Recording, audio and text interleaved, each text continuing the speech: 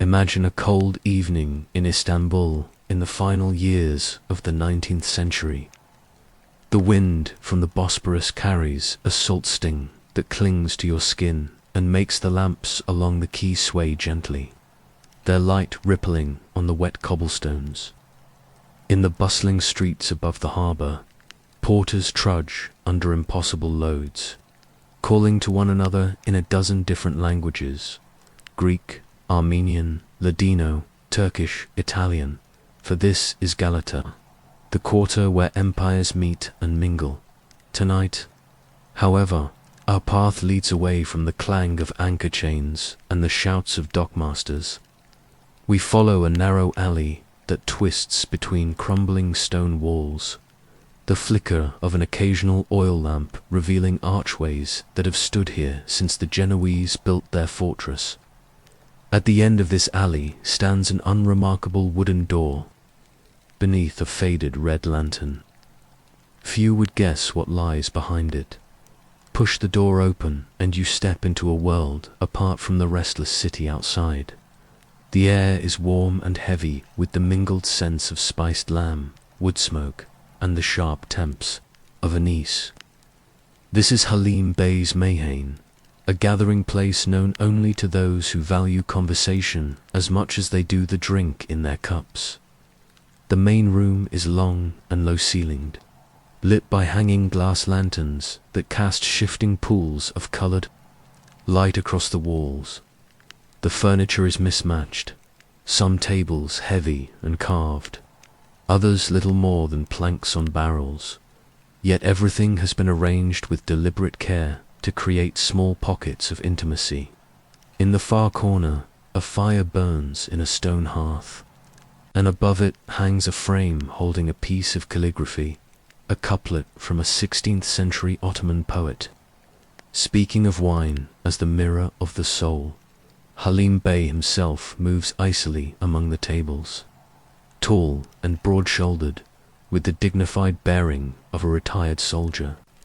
His moustache is neatly combed, and his eyes, though often serious, have a warmth that puts people at ease. No one knows exactly when he opened this Meyhane, but those who have been coming here for years will tell you that it is as much a salon as it is a tavern. The clientele is as varied as the streets outside. At one table sit three doctors, their hands still rough from the day's labour, their speech peppered with maritime slang. At another, an elderly Armenian violinist polishes his instrument while chatting with a young Greek poet who has just published his first collection. Near the hearth, a pair of merchants argue in low voices about the price of rugs in the bazaar. In this room, titles and fortunes matter less than one's willingness to listen and to share. A newcomer might at first be puzzled by the gentle rhythm that governs the evening here. The Meyhane does not operate like the noisy taverns near the waterfront, where raki flows like a river and voices rise in competitive song. Here, the first drink is always poured slowly, almost ceremonially. Halim Bey sets down the small, heavy glasses himself, along with plates of olives, cheese, and warm bread. Conversation begins softly, as though the room needs time to settle into its own breathing. There are regular figures without whom the place would not feel complete. One is Salim, the storyteller, a man of 50 with a narrow face and a voice that could fill the room even when he speaks barely above a whisper. By day he works at the customs office, overseeing the endless flow of crates and manifests that pass through the harbour. But here, after the second glass of raki, he becomes a chronicler of the city's secret life. He tells of smugglers who vanish into the fog, of lovers who meet in the shadows of the Galata Tower, of long-forgotten duels fought at dawn along the shore. His tales weave together fact and invention so seamlessly that even those who know the truth prefer his version. Then there is Eleni, a seamstress from Pera, whose shop window displays gowns for the wives of ambassadors and wealthy merchants. The Mayhane she dresses more simply, her hair tied with a ribbon, her hands always busy with some small piece of embroidery. She listens more than she speaks, but when she does speak, it is usually to ask a question that turns the conversation in an unexpected direction. People have learned that she is less interested in the details of a story than in the choices people make and the reasons behind them. And in the farthest corner, always in shadow, sits Camel, known to all simply as the captain. Whether he is retired or merely between voyages, no one can say for certain. His weathered face and steady gaze suggest years at sea, and his rare comments often carry a seafarer's blunt wisdom. He will sit silent through hours of talk, only to deliver a single sentence that changes how everyone in the room understands the matter at hand. The rituals here are subtle but binding.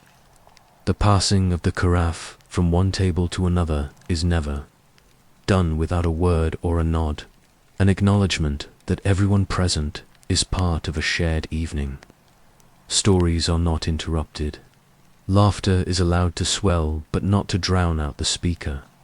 Songs, when they come, rise naturally.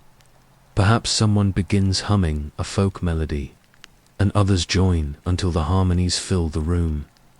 There is no applause when the song ends, only a collective pause before talk resumes. As the night deepens, the windows fog over, and the outside world recedes entirely. The lantern light turns the wine in each glass into a jewel, and the air grows thick with warmth and the faint scent of cloves from the braziers. People lean closer to one another, voices lowering, words chosen more carefully. This is the hour when confessions are made, when a half-forgotten memory slips into the conversation like a guest long expected. Tonight, Salim speaks of a shipwreck he once investigated, a vessel that sank off the coast of the Princess Islands on a night much like this one. His account begins with the official version, a sudden storm, a navigational error, but soon drifts into stranger waters. He hints at a cargo never listed on the manifest, at passengers who vanished from the records as though they had never boarded. The others listen without interruption, each trying to decide whether the story is truth or parable. Eletni, after a thoughtful silence, asks, "What became of the captain of that ill-fated ship?" Salim smiles in that sly way of his and says that the man retired to a village along the Black Sea, where he now tends a vineyard and never speaks of the sea. Kemal, from his shadowed corner, lifts his glass in a gesture that could be a toast or a dismissal of the whole tale. Between stories, Halim Bey circulates, refilling glasses and replacing empty plates with small dishes of grilled fish or roasted chickpeas. He listens without appearing to listen, noting who has grown quiet and who leans forward too eagerly. Now and then he will steer a conversation by seating a newcomer beside someone whose temper needs cooling or whose mind needs stirring. This quiet orchestration is the hidden art of the Mayhane, the reason why nights here feel less like random gatherings and more like chapters in a single, ongoing story. By midnight, the room has reached a kind of equilibrium. Those who came intense from the day's work now speak with easier smiles. The dock workers have traded their sea stories with the poet, who in turn has promised to write them into verse. The merchants near the hearth have shifted from haggling to reminiscing about the days when they were young men in the markets of Smyrna and Alexandria outside. The wind rattles the shutters, and the sound of hooves on cobblestones echoes from the street above. Inside, time seems to have slowed. The glasses are smaller now, the pores lighter, as though the evening is being coaxed toward a gentle landing rather than a sudden stop. This is the unspoken rule. The Mayhane does not empty in haste. Conversations are allowed to fade naturally. until only the crackle of the fire and the murmur of a last few voices remain. When you finally rise to leave, Halim Bey takes your hand in both of his and thanks you for coming, as though your presence was a gift to the house itself. Stepping back into the alley, the cold night air feels sharper than before, and the sounds of the harbour come rushing back. Yet something of the Mayhane clings to you, the glow of its lanterns, the murmur of its voices, the sense that for a few hours you had been part of a small, self-contained world where the city's endless divisions had momentarily dissolved. You walk away knowing you will return, not just for the drink or the food, but for that rare feeling of belonging to a circle where every story finds its place and every listener becomes, in time, a storyteller. The winter in Istanbul has a way of settling into the bones. The cold here is not just the absence of warmth, but a living presence carried on the damp winds off the Bosporus. It creeps along the narrow alleys, seeps through shutters, and lingers, even in rooms where fires burn bright. By January, the city seems to move more slowly. Vendors wrap themselves in heavy coats, their voices muffled beneath scarves. The ferries crossing to Üsküdar are half empty, their decks slick with frost. And the fishermen on the Galata Bridge stamp their feet to keep the feeling in them.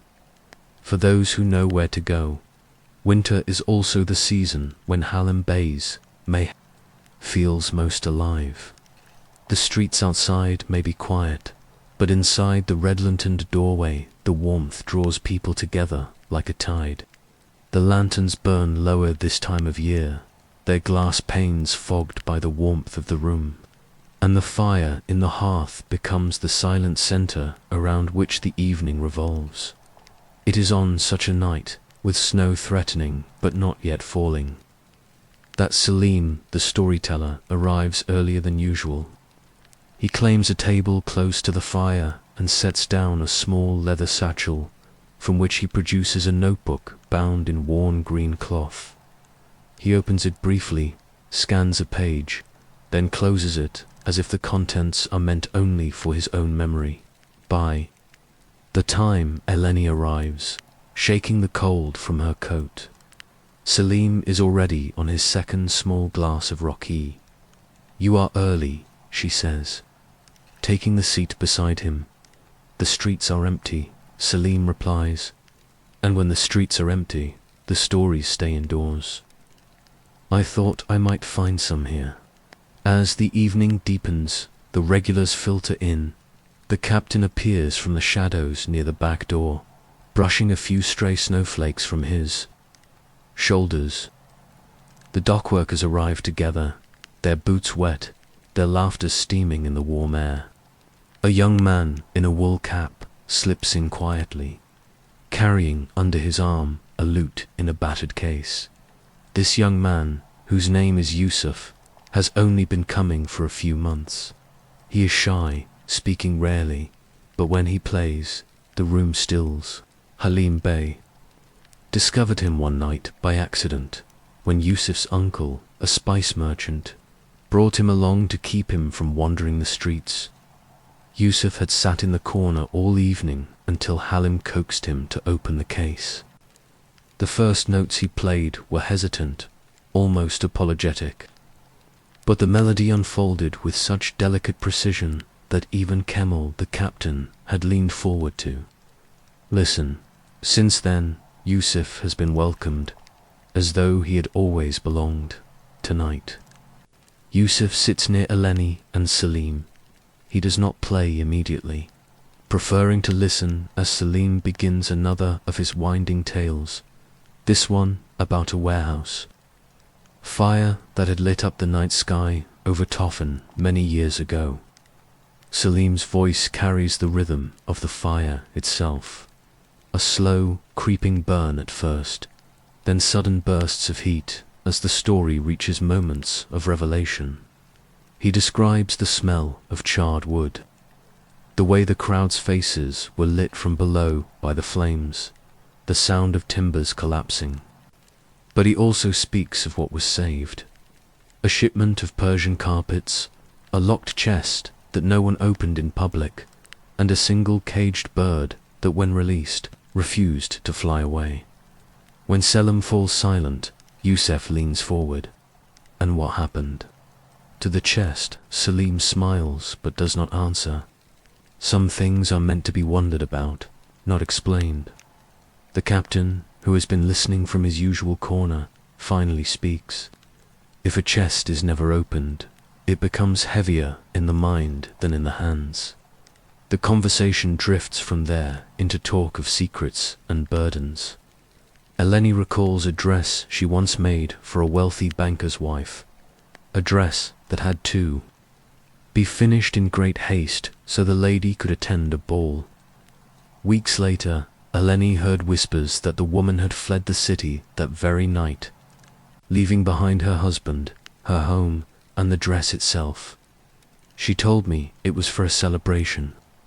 Eleni says, her needle moving in steady arcs through the fabric in her lap. Perhaps it was, but not the kind she claimed. Halim Bey passes by with a plate of roasted chestnuts, setting them between Eleni and Yusuf. He says nothing, but the small gesture is a reminder that listening is as important here as speaking. By the time the first snow begins to fall outside, Yusuf has taken out his lute. The strings sing softly at first, matching the quiet patter of flakes against the windows. He plays an old Anatolian melody, one that wanders between major and minor tones like a traveler unsure of his road. Selim closes his eyes, tapping one finger lightly against the table in time with the music. Even the dock workers fall silent, their mugs paused halfway to their lips. The music opens something in the room, not a change in volume, but in texture. Words flow more easily afterward, and the stories begin to braid together. The captain offers a fragment from his youth, a night when his ship was trapped in ice near Odessa. Eleni recalls walking along the Bosporus in early morning, when the fog was so thick she could hear the ferries whistle without seeing the water at all. Selim, perhaps inspired by Yusuf's song, speaks of a merchant he once knew who could tell the origin of a single spice by scent alone. It is during this flow of memories that a newcomer arrives, a man in a dark overcoat, with a neatly trimmed beard, and eyes that dart quickly around the room. He introduces himself as Fared, saying little else, and takes a seat near the fire. There is a certain tension in his posture, as though he is weighing every word he hears. Halim Bey greets him warmly, but does not press for details. Here, a man's first night is for listening. Farid listens intently, his gaze moving from speaker to speaker. Now and then he glances toward Yusuf, who is tuning his lute again, or toward Selim, whose green-bound notebook rests on the table. Finally, during a lull in the talk, Farid speaks. I once heard, he begins, that every city has two maps. One is drawn in streets and landmarks. The other is drawn in the places where people gather, and in the paths that carry words from one place to another. The statement hangs in the air. It is not quite a story, but it feels like the beginning of one. Selim leans forward, intrigued. And which map do you follow? Frid smiles faintly. Both, but I have learned that the second is harder to read and far more valuable. The captain nods once, as though he recognizes something in the newcomers. Words, Eleni threads her needle again, her expression thoughtful. Yusuf plays a short, questioning run of notes, as though echoing Farid's sentiment in music. The night deepens further. Snow thickens outside, muffling the sounds of the city. Inside, the heat from the fire seeps into every corner. Plates of food come and go, small fish grilled in olive oil, slices of melon, nuts dusted with salt. The carafe of raki is refilled. Quietly, without interrupting the flow of talk. Eventually, Celine turns to Farid. If you follow both maps, then you must know the places in this city where the two meet, where the street map and the map of words overlap. Farid considers this, then names a few. A bakery in Balat where sailors gather before dawn. A courtyard in Üsküdar where traveling merchants sleep in summer. And with a glance around the room, a certain Mayhane in Galata where the lanterns burn low in winter. A quiet murmur of appreciation passes among the regulars. The newcomer has understood something essential. The hours pass almost without notice. Yusuf plays again, this time a faster tune that draws the dock workers into soft humming. Eleni finishes the small embroidery she has been working on, a spray of pomegranate blossoms, and folds it neatly away. The captain drains his glass, his eyes fixed on the fire as though reading some message in the coals. Selim opens his green-bound notebook at last and writes a single line before closing it again. When the snow finally stops, the room is almost empty. The dock workers have gone to their quarters by the docks. Eleni has left with her embroidery, tucked under her arm. Yusuf has slipped away into the night, his loot case on his back. Only Selim, Farid, and the captain remain, speaking in low tones that blend with the fading crackle of the fire. Halim Bey begins to tidy the tables, his movements unhurried. He pauses by the hearth, watching the three men outside the streets, are hushed, transformed by the snow into something softer, almost unrecognizable. Inside, the warmth lingers, and the conversations from the evening seem to hang in the air, ready to be picked up again on another night.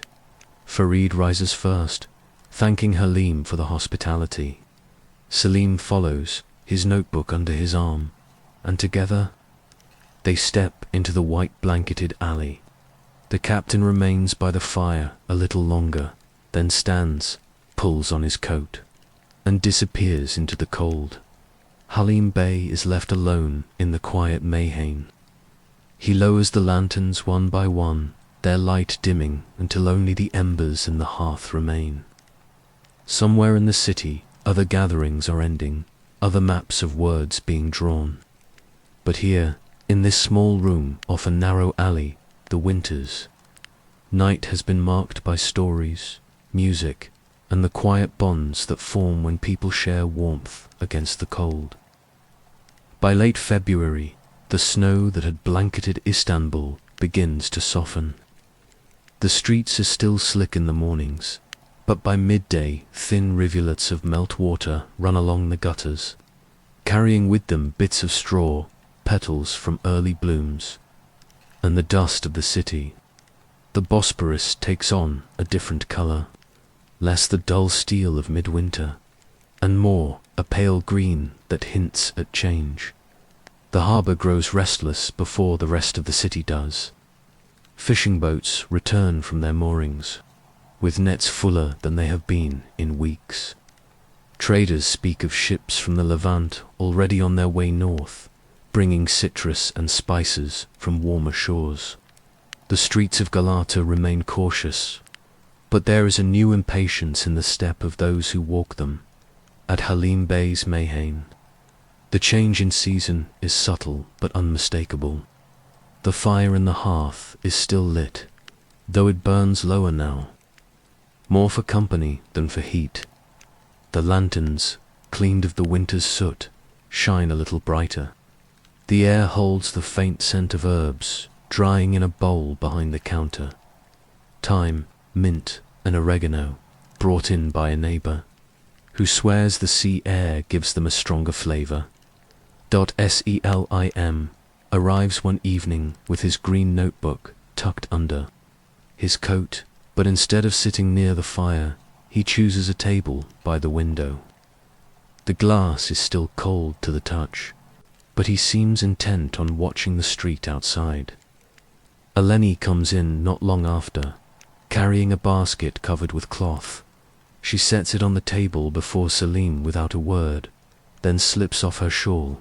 When he lifts the cloth, he finds a round loaf of bread, golden and still warm from the oven. "For your stories," she says with a smile. "They need something to hold them down, or they will float away." The captain arrives later than usual, his coat unbuttoned for the first time in months. He takes his place in the corner, greeting no one at first, but when Yusuf comes in carrying his loot, the captain raises his glass in acknowledgement. Farid, the newcomer from the winter nights, appears as well, no longer lingering by the door, but moving directly to the table where Selim and Eleni sit. His ease suggests he has decided to stay a while as the evening begins. The room feels lighter, the conversations starting without the slow, careful build of the cold months. The dogs bring in the scent of salt and fish, laughing as they recount the morning's catch. A group of students from the nearby Galata school take a table near the back, their books piled beside their plates. Halim Bey moves through the room with his usual quiet attention. But tonight he has something new to offer, a dish of roasted eggplant mashed with garlic and lemon, served with small rounds of bread. He sets a plate before Selim and Fried, then places another near the students, encouraging them to eat as they talk. It is Fried who begins the first story of the night. He speaks of a coffee house in Üsküdar, where sailors once wagered on the speed of ferries, not with coins, but with promises, a day's work owed, a song to be sung at the next gathering, a letter to be delivered by hand across the city. He describes the wagers as though they were currency of another sort, binding the participants in small unseen obligations that sometimes lasted years. Selim listens closely, his fingers idly tearing the bread Eleni brought. And how many of those promises were kept? "More than you might think," Farid replies. "A coin can be forgotten. A promise, once spoken, has a way of finding its way back to you." The captain offers one of his rare comments. A man who keeps a promise spends nothing and earns much. The room nods in agreement, and from that point the talk turns to debts of honor.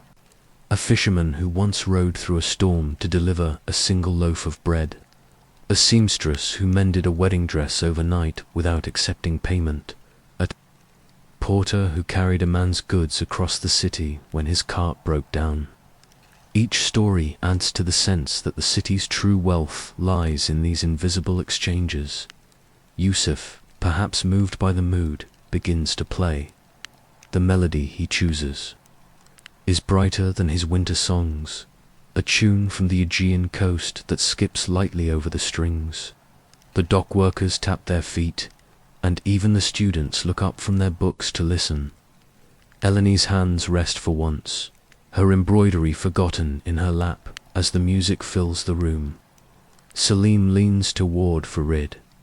"Do you know," he says, "that there are some who map the city not in streets, as you once said, but in the sounds that belong to each place? The cry of gulls over Karachi, the ring of hammer on copper in the bazaars, the call to prayer as it echoes differently in each neighborhood. Perhaps music is another map entirely." Farid nods, considering the thought. And perhaps the Mayhain is one of the points where those maps cross. The captain, sipping his drink, murmurs something about ports and harbors. How all maps, no matter their kind, are useless without knowing where you can anchor. The night carries on in this way. Stories braided with music, food passed from table to table, conversations that drift between memory and philosophy. The students at the back table contribute a tale about an old teacher who refuses to retire, claiming the city still has lessons to learn from him. The dockworkers recall a night when the fog was so thick that two ships moored side by side did not realize they shared the same dock until morning. When the time comes for Yusuf to put away his loot, he does so reluctantly, as though spring itself might vanish if he stops playing. The conversations soften, taking on the slower rhythm of the late hours. Salim opens his green notebook at last and writes down a single phrase, not the stories themselves, but something that might summon them later. Eleni stands to leave, placing a hand briefly on Salim's shoulder. "You'll find your stories anchored now," she says, nodding toward the empty breadbasket. Frid lingers a little longer, speaking quietly with the captain, their words low enough to be carried away by the crackle of the hearth.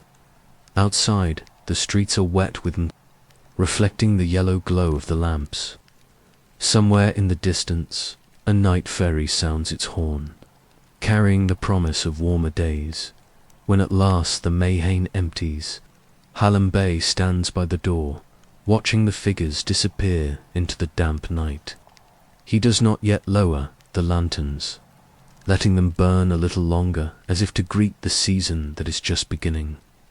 The air holds that faint, almost imperceptible shift, the kind that tells you the city is waking from its winter sleep, ready to set new stories in motion. By mid-March, the shift from winter to spring in Istanbul feels almost theatrical, as if the city has been waiting behind a curtain and now steps forward in a new costume. The mornings are still edged with a faint chill, but the afternoons swell with warmth. Sunlight, once pale and distant, now glances boldly off the tiled domes and weathered stones. The breeze off the Bosporus has lost its icy bite. Instead, it carries the mingled scents of salt water, roasting chestnuts, and hyacinths in clay pots lined along market stalls. The Galata Spring Market arrives like a tide, spilling into the narrow streets with a force that makes them seem wider. Stalls bloom overnight, stitched from mismatched fabrics, their tables heavy with goods, deep green bundles of fresh herbs, bolts of silk dyed in shades that catch the light like water, pyramids of citrus with skin so thin the oil bursts under a fingertip.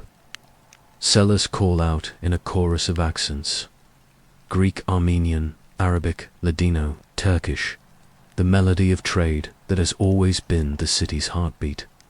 It is Eleni who proposes the walk. She finds Salim sitting by the window at the Mayhane, notebook open but pen unmoving. "If you're staring at the street for inspiration," she says, "come see a street that moves faster." Farid, leaning at the counter, agrees at once. Yusuf, polishing the neck of his lute, says he will join them before Hallam Bey can suggest otherwise. The captain declines with a shrug. "I prefer markets that come to me," he says, though his gaze follows them to the door. The market is alive with motion. Children dart between shoppers, waving paper pinwheels whose colors blur in the sunlight. A man in a blue fez sells candied almonds from a brass tray, his voice rising in a sing-song refrain that threads through the crowd. A troupe of traveling musicians plays a tune on reed flutes and frame drums. Coins fall into their open case, like small, bright punctuation. Sell moves as though he is reading the market, not walking through it, pausing at stalls with hand-painted tiles spread out on blankets, their patterns echoing the old mosques. He turns one tile over, studying the uneven glaze on its back as if it might hold a secret. Farid is drawn too. The spice sellers, leaning over baskets of red pepper, cumin, and dried mint, breathing deeply as if to memorize the scents. Yusuf lingers at the instrument stalls, plucking at the strings of ouds, his fingers quick, his smile unguarded. Eleni drifts between them, her basket slowly filling, wild garlic shoots wrapped in damp cloth, a skein of pomegranate trade thread, a handful of figs dusted with sugar, and, from a stall of curios, a small brass key with no lock. "It will open something," she says when Selim raises an eyebrow. "Perhaps not today." Near the center of the market, they find a man selling maps. Not the official, tidy kind, but hand-drawn sheets, their lines curling like vines, dotted with symbols and tiny inked figures. He says each map shows a part of the city most have forgotten, an alley now hidden, a garden swallowed by buildings, a square with no name. Selim asks to see one. The paper is worn at the edges, soft from handling. A street runs where no street should be, ending at a small circle marked only with a single dot. "What is here?" Selim asks. The man's eyes narrow in something like amusement. "It is not what is there now that matters," he says. "It is what was there before." Ferid leans in. "Do you sell these to anyone?" "Only," the man says, "to those who look as if they might try to follow them." Selim buys the map without haggling and slips it into the green notebook. Eleni says nothing, though she glances at him as though measuring the weight of this new object by the time they return. To the Mayhane dusk is falling. The lanterns are already lit, their light glinting off vases filled with branches of cherry blossom. The blossom's pale pink is startling against the wood and brass. The scent mingles with roasted lamb and warm bread. The evening crowd is larger than usual, swelled by market visitors and traders. At one table, two Armenian merchants argue cheerfully over a shipment not yet arrived. At another, two young women in embroidered shawls speak softly, their eyes occasionally drifting toward Farid. The dock workers have claimed the long table near the hearth, their voices already booming when the first round of food arrives. Lamb with eggplant puree, bowls of green olives, slick with oil, bread still steaming. Selim unfolds the map. He spreads it on the table between himself, Eleni, and Ferid. Yusuf leans in, his elbow nearly knocking over his glass. "You mean to follow this?" Yusuf asks. "Perhaps," Selim says. "Or perhaps to write the places it might lead to." Farid studies the circle with the dot. "Some marks are not meant to be read," he says. "They are meant to be remembered." Eleni turns the paper sideways. "Or found again when the city is ready to give them back." From his corner, the captain speaks without looking up. "The city changes its skin every few decades. If you chase an old map, you may find nothing, or something that wished to stay hidden." The words hang for a moment before Yusuf lifts his lute. The tune he plays is quick and bright, echoing the market's rhythm, darting steps, sudden pauses, unexpected turns. The dockworkers clap along. The merchants add low harmonies. Even the two women in shawls hum the refrain under their breath. Yet beneath the warmth and noise, the four who walk to the market exchange glances toward the folded map. Outside, the night air is mild, the scent of blossom and brine slipping. In through the open windows, the city seems to be offering them a path, though none yet knows where it will lead. The folded map lingered in the Mayhane like a rumor no one wanted to speak of too soon. Selim kept it inside the green notebook, its edges just visible when the cover was slightly ajar. In the days after the spring market, he would sometimes take it out and smooth it flat on the table, not to show anyone in particular, but to study it as though it might rearrange itself when exposed to the warm lamplight and drifting smoke. The ink was so faint in some places that a careless glance could miss whole streets. Yet to Salim, every wavering line seemed deliberate, as if the hand that had drawn them had known both the map's paths and its silences. 2 nights passed this way, the map always present, but never discussed in earnest. The regular rhythm of the Mayhane continued, dock workers roaring with laughter in the evenings, traders exchanging news in low voices, the captain keeping his corner as a still point in the current of voices. Eleni moved between tables with her usual light steps, but her glances toward the green notebook grew sharper. Farid, who noticed everything and commented on little, seemed to mark each time Salim unfolded the paper. On the 3rd night, rain swept through the streets. The market stalls were shuttered early, and the whetstones outside reflected the lantern light in broken fragments. The Mayhane was quieter than usual, fewer dock workers, fewer merchants, the air thick with the sound of rain against the windows. Selim waited until the last of the evening's food had been cleared before laying the map on the table. The paper seemed almost luminous against the dark wood. "If we are to follow it," he said, his voice even but edged with intent, "we should go in the morning. The city shows more of itself in the early hours, before it remembers to hide." Farid leaned back in his chair, eyes narrowing.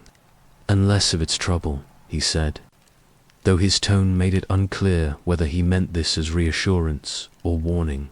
"Why Usuf?" Wiping the rim of his glass with a corner of his sleeve, spoke without looking up. "That depends on what you call trouble. Some things are only awake before noon." Eleni, who had been silent, smiled faintly. "Then we should go before noon, and see which things those are." From his corner, the captain looked up just long enough to speak. "Walk together. The city is kind to pairs, but cruel to the solitary." The rain cleared by dawn, leaving the streets washed and smelling of stone and brine. The sky was pale, streaked with gold where the sun began to edge above the rooftops. They met outside the Mayhane, Salim with the green notebook tucked under his arm, Farid in a long coat still smelling faintly of tobacco, Eleni with a shawl the color of crushed berries, Yusuf carrying nothing but a small cloth-wrapped bundle slung over his shoulder. The air was cool but soft, the sort of morning that seems to hold its breath. Bread sellers were only just opening their shutters, the steam from their ovens mixing with the damp air. Cats prowled along the edges of the street, their fur still darkened from the night's rain. Selim led, but it was the map that guided them. At first, the path seemed simple enough, a broad street lined with olive oil merchants, a small square where an old man sold tea from a brass samovar, his hands moving as slowly as the steam curled upward. But soon the familiar landmarks fell away. The streets narrowed, their cobbles uneven, and the buildings leaned together as though whispering secrets across the alleys. They passed a fountain unlike any Salim had seen before, marble carved, with curling vines and script so worn it was almost unreadable. A fig tree grew behind it, its roots prying up the courtyard stones. Eleni paused to run her fingers over the carving, her touchlight almost reverent. A turn took them down an alley, so narrow Yusuf had to turn sideways to pass a stack of olive barrels. Above, laundry hung between windows, shirts, scarves, a sheet with a tear mended in careful stitches. At one corner, a woman lowered a basket on a rope to the baker's boy below. He filled it with bread and 2 small pomegranates before giving the rope a tug to send it back up. The basket swayed, scattering droplets from the rain caught in its weave. They came to a wall taller than a man, built of apricot-colored stone. According to the map, a gate should have been here. Instead, ivy spilled down its face, and in one corner was a wooden door, small enough that a tall man would have to stoop to pass through. Eleni tried the handle. It turned with a groan, as though it had not been moved in years. Beyond was a garden. It was no orderly merchant's garden. The paths were of old stone, cracked and half swallowed by moss. Herbs grew in tangled beds alongside flowers blooming out of season. The air was heavy with damp earth and a sweet, unfamiliar scent. In the center, a small fountain murmured, its basin scattered with petals, some fresh, some browned with age. Farid crouched by the water, trailing his fingers through it. "This," he said softly, "is not a place the city meant for us to find." Selim turned slowly, taking in the perimeter walls, the vines, the hidden corners. And yet here it is. In one corner stood a pavilion, its wooden screens carved with such fine patterns they seemed like lace. Dust lay thick on the low table inside, where two cups sat as if their owners had only just stepped away. Eleni brushed her fingers across. One of the screens. The man at the market said it was what was here before that mattered, she said. Perhaps this is it, not gone, only hidden. They stayed longer than they meant to. The garden seemed to slow time, its quiet pushing. The noise of the city far away. A bird called from somewhere beyond the wall, its note long and low. When they stepped back into the alley, the shift was abrupt. The smell of wet stone, the clatter of a passing cart, the distant shouts from the docks. Eleni closed the door. Behind them, and for a moment, Selim thought the ivy had moved, covering more of the wood. By the time they returned to the Mayhane, evening had settled in. Halim Bey served them lamb and bread without questions, though his gaze lingered on the damp edge of Selim's coat. They ate quietly at first. Yusuf, as always, was the one to break the silence, his lute resting against his knee. The melody he played was slow, threaded with the cool shade and hidden sweetness of the garden. The dock workers listened in unusual stillness. Even the captain kept his eyes on the table, not the door. The map lay between them again, but now it was no longer simply paper and ink. It was proof that the city's memory was not fixed on what stood in plain view. Some places, it seemed, the city kept for itself until the right eyes came along.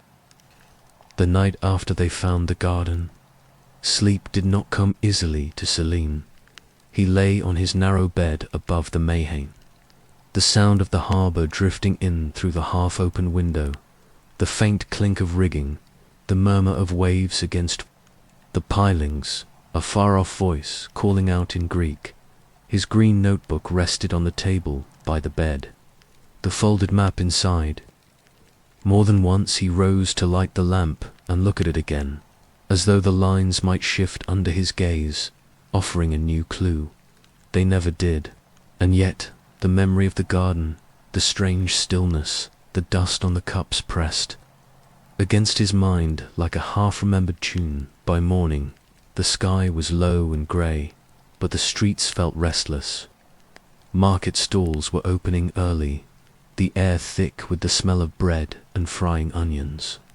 As Selim stepped outside, he noticed a man leaning in the shadow of the corner building, tall, narrow-faced, dressed in a coat too fine for the dockside. The man did not look at him directly, but as Selim passed, he saw the briefest flicker of eyes following him. Inside the Mayhane, Eleni was arranging the tables. Farid sat by the window, smoking, the smoke curling into the cold air that slipped through the gap in the shutters. Yusuf was nowhere to be seen. "You saw him too," Farid said, without looking up. Selim paused. Who? The man in the coat. He was here before dawn, standing where you saw him now, watching the door. Eleni set down the cloth she was folding. Not a regular, she said, and not from this quarter. Selim said nothing, but his hand brushed the cover of the notebook under his arm. By late afternoon, the Mayhane filled again. Sailors from the Bosphorus run, porters still, smelling of rope and sea. The noise built as it always did, but Selim kept catching glimpses of the man in the coat outside, leaning casually against the wall across the street. Sometimes he was there for minutes at a time. Other times he vanished, only to reappear from a different direction. When the crowd thinned toward evening, Yusuf returned, carrying a wrapped bundle under his arm. He placed it on the table without unwrapping it. I went to see an old cartographer I know, he said. Showed him part of the map. Not all, only a tracing of one section. And? Selim asked. Yusuf's smile was brief. He said, it does not match the city as it is now, but it does match how it was. Farid exhaled smoke. How far back?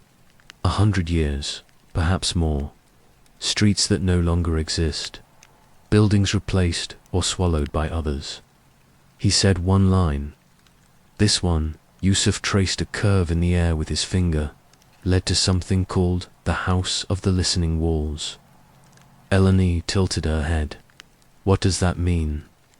No one knows for certain. Some say it was a merchant's lodge, others that it was a place for other kinds of meetings. Yusuf's eyes flicked to the window, where the man in the coat was briefly visible before turning down the alley. Selim reached into the notebook and spread the map on the table again. The ink seemed even fainter in the lamplight, as though it was retreating from the edges. If it is on this map, it may not be gone entirely. They set out the next morning before the harbour bells rang. The streets were damp from a night shower, and the smell of wet wood drifted from the shipyards. They followed the map through districts where the plaster peeled from the walls, revealing older stone beneath. In one square, an apricot seller poured tea for a woman whose basket was full of herbs tied in bundles. Children played a game with stones in the dust, their voices rising in bursts of laughter. The path grew less certain as they moved deeper. The lines of the map began to curve in ways that no street seemed to match. Twice they found themselves at dead ends, where new buildings had been pushed against older walls. Selim began to suspect that parts of the city had shifted, like furniture moved in a room without warning. In the late morning, they came to a street that bent sharply, narrowing until it felt more like a hallway between leaning houses. At its end stood a structure unlike the others around it, a square building with no windows. Its surface of pale stone marked only by a wooden door set deep into the wall. Above the door, a carved medallion showed a circle surrounded by what might have been ears or leaves. The House of the Listening Walls, Yusuf murmured. The door was unlocked. Inside, the air was cool and faintly scented with cedar. The single room was larger than it seemed from outside, its high ceiling supported by thick beams. The walls were bare stone, but when they spoke, even softly, their voices carried strangely, curling back to them in a whisper, as though the room remembered every sound ever made within it. Farid ran his hand along the wall. It's like it answers you, he said, and his voice came back a heartbeat later. Almost the same, but with a faint difference he could not name. They explored in silence after that. In the far corner stood a low table with nothing on it but a small, lidded box. Selim lifted the lid. Inside was a folded scrap of paper, brittle with age. He opened it carefully.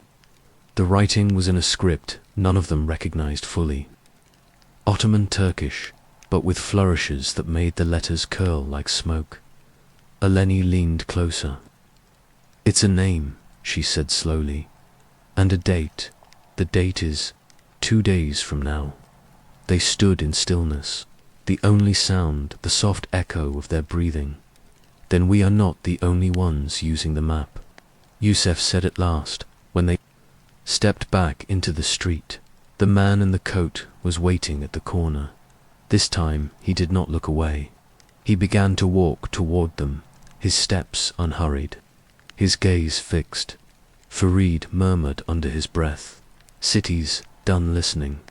Now it's speaking." The man in the coat did not hurry. His steps were measured, deliberate, as though each one had already been decided long before he took it.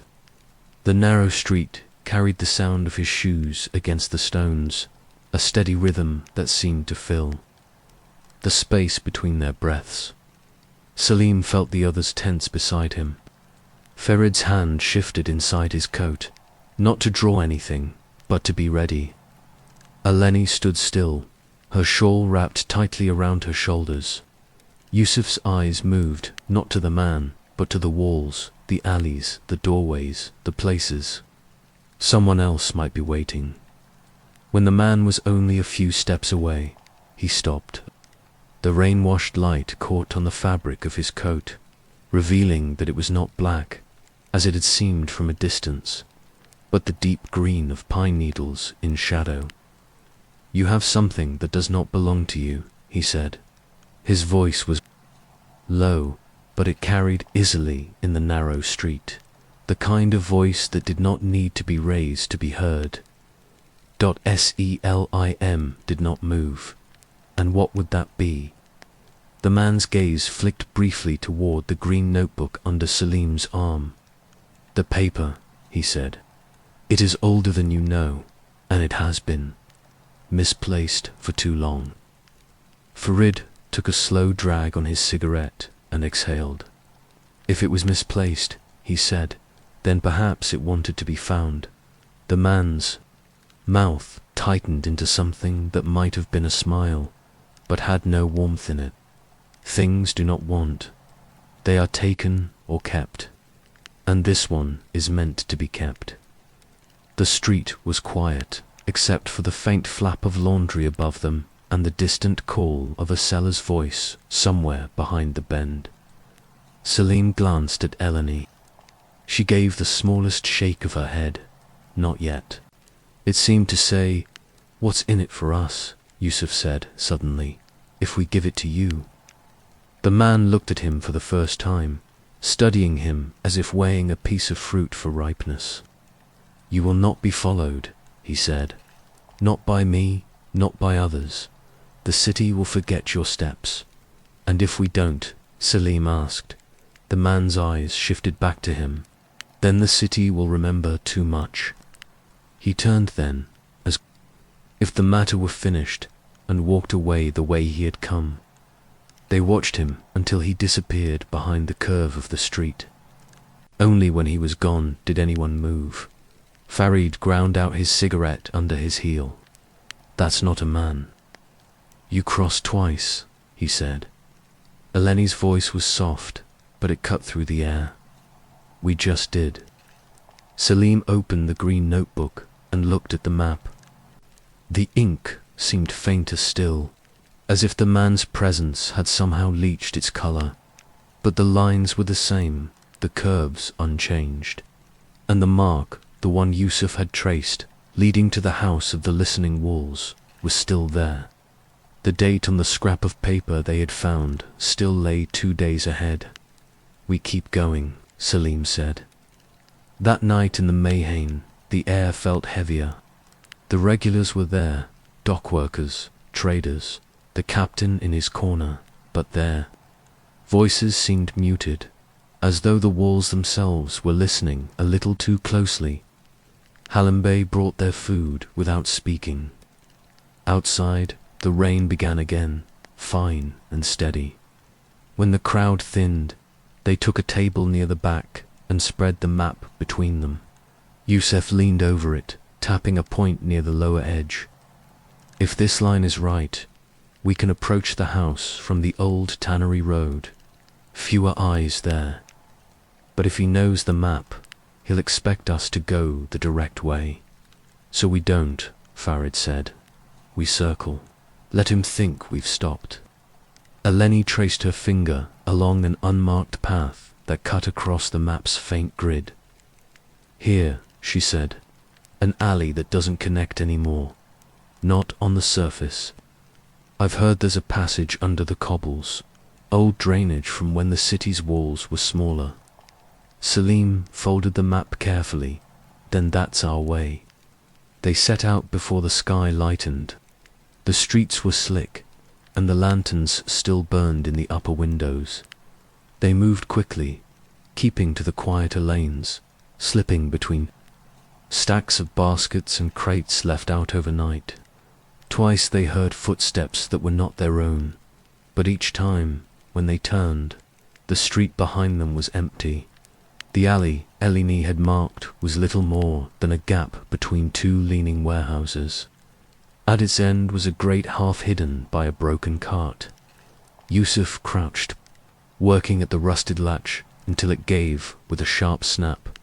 The passage beneath smelled of damp stone and old wood. Water dripped somewhere far ahead. They followed the curve of the tunnel, their footsteps muffled by the slick floor. In places, the walls bore the marks of tools, chisel lines worn smooth by time. After what felt like an hour, the passage rose, ending at a narrow staircase. They climbed, emerging into a small courtyard half swallowed by ivy. At its far side stood the pale stone of the House of the Listening Walls. Inside, the air was unchanged, cool, still, and carrying the strange echo of their movements. But something was different. On the low table in the corner, beside the lidded box they had found before, sat a second scrap of paper. Selim opened it, the same script curled across the surface, the ink darker and fresher than the last. Eleni reads slowly. It says, midnight. The one who listens will answer. They stood in the silent room, the words sinking into them. Farid broke it first. Midnight is tonight. Yusuf's gaze was fixed on the wall opposite. And I think our friend in the green coat will be here too. They left the house by the same hidden way, emerging into the early afternoon light. The city bustled around them, but each face they passed seemed sharper, each glance lingering a little too long. By the time they reached the Mehane, the sky was darkening again. Selim set the green notebook on the table and kept his hand on it. They did not speak of turning back. The captain raised his glass from the corner. Whatever you are chasing, he said, remember, the city chooses who hears its answers.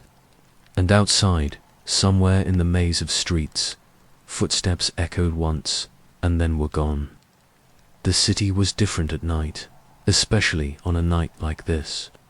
The streets between the harbour and the old quarter lay under a thin fog, softening the lamplight until it seemed to hang in the air like breath. Somewhere a dog barked once, then, again, then fell silent. The clock in the tower above the spice market had just struck 11. When they slipped out of the Meyhane. Carried the green notebook under his coat. Eleni walked beside him, her shawl drawn tight against the chill. Farid took the lead, scanning each cross street, each shadowed doorway. Yusuf came last, glancing back now and then, making sure no one followed. They said little. The city's voice at night was not the same as by day. In the dark, it whispered more than it spoke, and the sound of their own footsteps seemed loud, enough to give them away. The alley to the hidden passage was darker than they remembered. The broken cart still leaned against the wall, but someone had moved it slightly. as though testing the weight. Yusuf crouched and slid the grate aside. The iron made a soft, scraping sound that felt loud as a shout. Inside the tunnel, the air was cool and damp. The drip of water somewhere ahead kept steady time with their steps. Salim ran his hand along the wall as they walked, feeling the faint grooves of the old chisel marks. Halfway through, Farid stopped. "Listen," he said. They did, and heard. Another set of footsteps, faint but steady. Somewhere behind them, in the dark, Eleni's eyes flicked to Salim. He closed his fingers over the notebook, then nodded. They kept walking, their pace neither faster nor slower. The footsteps behind them matched their rhythm exactly, neither closing the distance nor falling away. The staircase at the far end led them up into the ivy-choked courtyard. Above, the moon was a thin arc, barely enough to light the pale stone. Walls. The door of the house stood closed, just as they had left it. Essel pushed it open. The cool air inside wrapped around them, carrying that strange, weightless echo. The sound of the door closing rolled back to them, softer, changed. On the low table in the corner, the lidded box was gone. In its place was a single brass bowl, filled with water. The surface shivered faintly, though no breeze touched it. They spread out, listening. The room was otherwise empty, until a voice spoke from the shadows near the far wall. "You came." The man in the green coat stepped forward. His face was calm, his eyes unreadable. "You said," Salim began, "that this paper doesn't belong to us." "It doesn't," the man said. "It belongs to the one who listens." He moved to the brass bowl and dipped his fingers into the water. The ripples spread slowly, reaching the edge, bouncing back toward the center.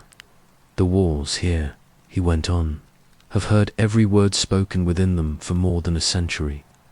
The one who listens hears them still, not with ears, but with something older." Eleni's voice was quiet. "And tonight, the walls speak back." Farid shifted his weight. "Why us?" The man looked at each of them in turn. "Because you carried the map here. Because you walked where the lines led, without knowing what they asked of you. Because you were willing to listen." He reached into his coat and drew out the lidded box they had seen before. Setting it beside the bowl, he opened it. Inside lay a folded piece of paper, the same brittle kind as the others. Selim reached for it, but the man placed his hand over it. "Not yet. First, the city must decide." He placed the paper on the surface of the water. It floated for a moment, then began to turn slowly, the ripples guiding it in a widening spiral. As it turned, the air in the room changed, a subtle pressure, as though the stone itself leaned closer. They heard it then, faint at first, like the sigh of wind through a narrow street, then clearer, words, fragments, voices overlapping, some old, some newer, some speaking languages none of them knew. The sound rose and fell, echoing in ways that made it impossible to tell where it began. The man's voice joined them, low and steady, as if reciting something from memory. The paper spun faster, then slowed until it stopped, pointing toward Cell. The voices faded. The water stilled. "It is yours," the man said. For now, Salim lifted the paper from the bowl. The writing on it was fresh, the ink still glistening. He read it once, then again, but the words seemed to shift each time he looked at them. "What does it say?" Yusuf asked. Cell folded it carefully. "A place and a time." He glanced at the others. "Tomorrow night." The man in the coat picked up the bowl, poured the water onto the stone floor, and set it down empty. The city has given you a path. Do not mistake it for safety. When they stepped back into the courtyard, the fog had thickened. The alley beyond was silent, but halfway through the tunnel, they heard the footsteps again, this time ahead of them, moving away just beyond the reach of their light. They did not follow. They didn't speak of the words on the paper until they were back inside the Mayhane. The captain was still in his corner, nursing a drink, the lamplight catching the sharp lines of his face. He gave them a single glance, then looked away, which was almost worse than if he had stared. Selim set the folded paper on the table, but didn't open it yet. The others waited. Outside, the fog pressed against the windows, turning the street beyond into a blur. Finally, Selim said, "The place is called the Steps of the Absent Ones." Eleni frowned. "That's not a street." "No," Selim said. "It's a name older than the streets. I've heard it once before, in a story my grandfather told. Stone steps carved into the cliff outside the north wall, leading nowhere. The old people said they were for the ones who left the city and never returned." Yusuf leaned back. "And the time?" Selim's voice was flat. "Midnight. Again." They argued for hours, though the Mayhane emptied around them. Farid didn't. Like the north wall, too exposed, too easy to be cornered. Eleni argued that the steps were open ground. There'd be no way to hide and approach. Yusuf reminded them that the man in the green coat might not be the only one following the same trail. But the paper lay between them, its damp fibers curling slightly at the edges, and none of them suggested ignoring it. When the captain rose to leave, he paused at their table. His voice was low, meant only for them. "If you go," he said, "go as though you were being watched, because you will be." Then he was gone into the fog. The next day passed in a kind of suspension. They split up, each moving through the city with the caution of people who knew they were being marked. Selim walked the markets near the water, pretending to examine bolts of cloth while watching the corners. Eleni visited an old bookseller who had maps in languages no one had spoken in centuries.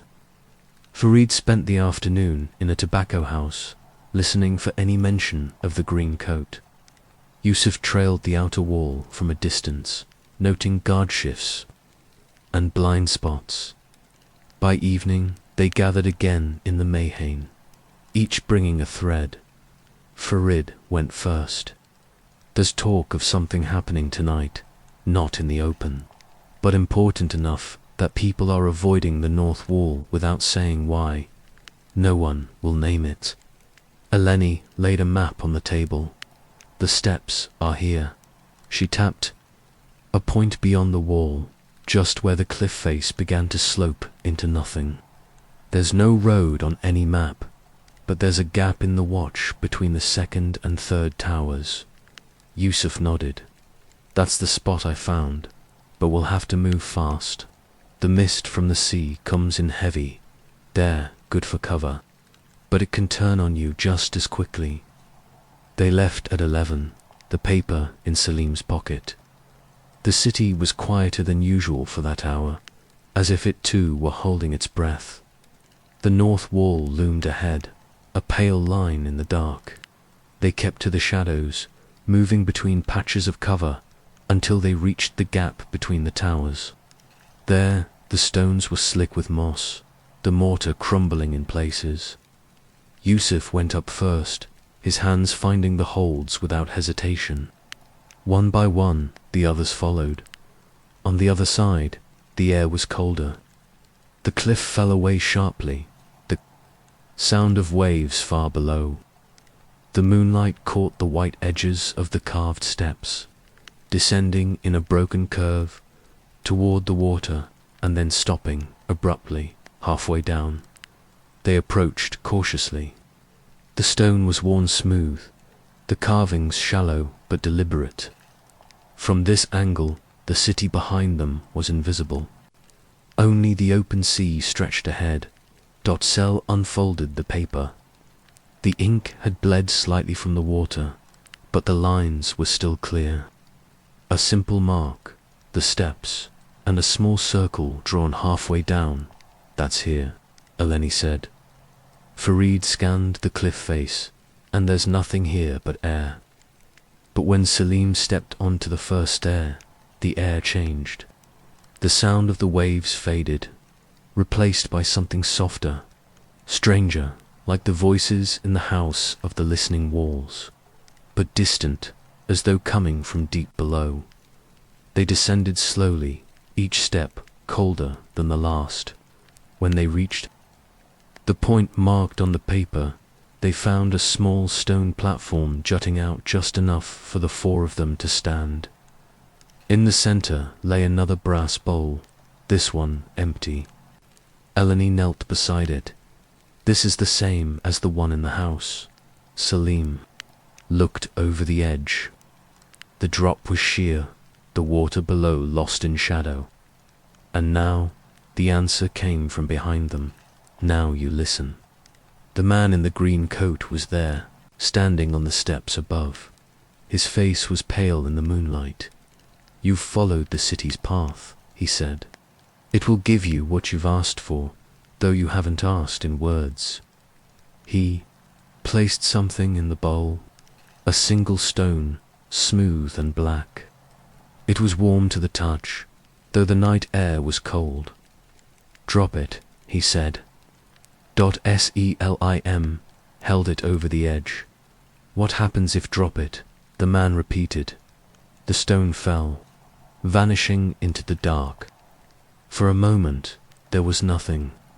Then the sound rose, not from below, but from all around. A deep, resonant hum, layered with voices that spoke and sang and murmured in no tongue they knew. The stone steps seemed to vibrate under their feet. Salim felt the words inside more than he heard them. Fragments of places, of faces, of choices yet to be made. The green coat's voice cut through them like a thread. You wanted to know where the map ends, he said. It ends here, and it begins here. The hum faded. The night was still again. The man turned away, climbing the steps back toward the wall. Midnight is over, he said without looking back. The next one will not be so patient. They stood there a long time after he was gone. The bowl was empty again. The paper in Salim's pocket felt heavier than before. When they finally climbed back into the city, the mist was lifting. Somewhere far off, the first call to prayer began. None of them spoke on the walk back. The streets felt different now, as if the stones themselves had been listening at the cliff's edge. And above the city, the moon set slowly into the sea. The next day felt wrong from the moment the sun rose. The air was too still. The streets carried fewer voices, as if the city had pulled its people inward. Shutters stayed closed longer than usual. Even the harbor smelled different. No wind, no salt, sharpness, only the heavy, stale scent of water holding its breath. Selim spent the morning alone, walking routes that took him through both familiar markets and streets he had never set foot on. He saw no one he knew, but twice he caught the glimpse of a figure watching from a window, not the green coat, but still watching. By afternoon, the four of them gathered in Eleni's small upstairs room above the perfumery. They had spoken little since the cliff. The next midnight will not be patient, Salim said, repeating the man's words. Whatever it is, it's tonight. Yusuf sat on the floor, sharpening the blade he kept hidden in his boot. He meant the city, not himself. Farid looked out the narrow window. Or both. Either way, we have to decide whether we follow the next step or break the chain. Eleni unrolled the damp map. No new marks had appeared, yet when she tilted it toward the light, faint lines showed threads of ink drawn so thin they were almost invisible. They led not to the house, not to the steps, but into the oldest quarter, where the streets narrowed until even the city guards rarely passed. At the center was a single mark. No name, just a circle. They argued until dusk. Farid believed it was a trap, meant to draw them into a place with no exit. Yusuf thought it didn't matter that the path had been set long before they touched the green notebook. Eleni said nothing. For a long time, then finally, we go. If we turn away now, the city will not forget. It will take us another way, one we don't choose. I'd rather walk in knowing. Salim nodded slowly. We go, but we go ready. The old quarter was darker than the rest of the city, as though the lamplighters had given up on it centuries ago. Streets turned without warning. Balconies leaned so close they almost touched across the narrow gaps. Laundry hung limp in the still air. No voices, they followed the map's faint line until the houses gave way to a courtyard of broken stone. In the center stood a fountain, dry for generations. The circle on the map matched its outline exactly. Selim stepped forward. This is it. The voice came from the far side of the courtyard. You are on time. The man in the green coat walked toward them, his steps soundless on the stone. His coat was buttoned high, the collar turned against the night. This place, he said, is where the city began listening. Before there were walls, before there were streets, before even the cliff steps, this was the center. Tonight it listens one last time. Eleni's voice was steady, and then it decides what to keep. From within his coat, he drew out the brass bowl, the same, or one like it. He set it on the edge of the fountain, then looked at Salim. You will put the map in the water. Salim hesitated. And if I don't? The man's eyes did not move from his. Then the city will take it from you, and it will take more besides. Yusuf shifted his weight. Farid's hand brushed the hilt of his knife, but Salim knew. This wasn't a threat in the way men threatened each other. It was a statement as certain as the tide. He unfolded the map. The ink shimmered faintly, the thin lines breathing like veins. He lowered it into the water. The reaction was immediate. The air thickened, pressing against them from all sides. The stones underfoot seemed to hum. From every direction, the voices came louder than before, layered into a sound that was not quite human speech but carried meaning all the same. They heard markets long gone, footsteps on streets that no longer existed, names whispered and forgotten, the grief of those who had left and the joy of those who had returned. The water in the bowl began to turn black. The map dissolved into it, the ink bleeding out until the paper vanished entirely. Then the voices fell silent. The man in the green coat lifted the bowl and poured the black water into the dry fountain. The moment it touched the stone, the ground trembled. Cracks spread outward in a perfect circle. From each crack, faint threads of light emerged, winding through the broken courtyard and into the streets beyond. Eleni stepped back. What is it doing? The man's voice was almost gentle. It is remembering itself. The threads of light grew brighter, racing down the alleys, climbing the walls, tracing every hidden line of the city. Far away, they could hear doors opening, voices calling out, footsteps rushing to see Dot when the light reached the outer walls. It vanished all at once. Silence.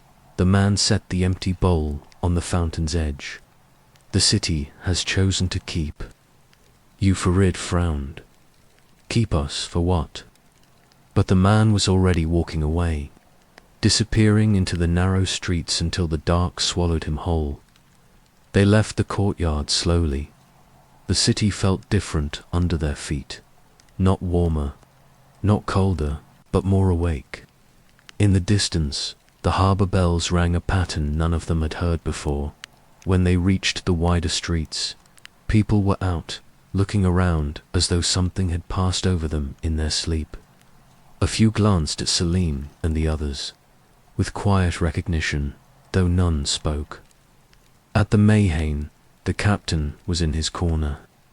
He raised his glass once in their direction, then drank. Selim sat, the others around him. No one mentioned the green coat, the bowl, or the voices. There was no need. The map was gone, but the path remained, not on paper, but in the stones of the streets, in the curve of the walls, in the way the city seemed to listen when they walked. Later, when the lamps burned low and the night was almost over, Selim stepped outside alone. The air had shifted. Somewhere in the quiet, he thought he heard the faint murmur of the city speaking back, not in words, but in something. Older, he stood there a long time, listening, until the first light touched the rooftops, and when the sun finally rose, the city exhaled.